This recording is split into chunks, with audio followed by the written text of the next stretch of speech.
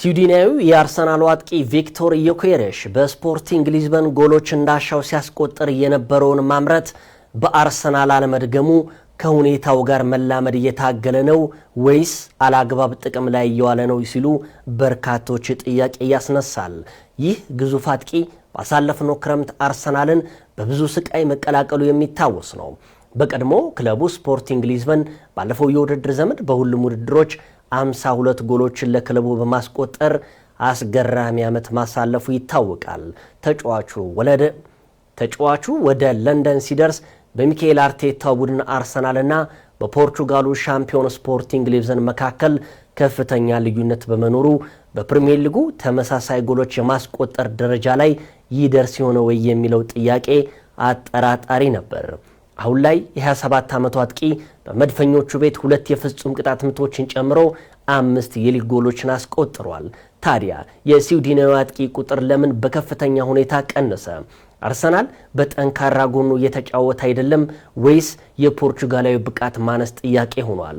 ዮኬሬሽ ከዚህ ቀደም በስፖርቲንግ ሊዝበን በነበረው እንቅስቃሴ በተከላካይ የተቃራኒ መጨረሻ መስመር ላይ መቆየት ውጤታማ ሲያደርገው ብዙውን ጊዜ ከሰፊ ቦታዎች ከቀኝ ወደ ኋላ መሮጥ በስፖርቲንግ ሊዝበን ወቅት ጎል የማስቆጠር ተደጋጋሚ ዘዴን ሲጠቀም ታይቷል። እንዲሁም ከሰፊ ማዕዘኖች ቶሎ የመድረስና በቀኝ እግር ኳስ የማጥቃት ችሎታው በስፖርቲንግ ሊዝበን ውጤታማ እንዲሆን ቁልፍ ምክንያት ነበረ። ይሁንና አሰልጣኝ ሚካኤል አርቴታ ይህንን ሁኔታ በአርሰናል የጨዋታ ዘይቤ ብዙ ጊዜ ለመፍጠር እየሞከሩ እንደሆነ በተደጋጋሚ ሲነሳም ቆይቷል።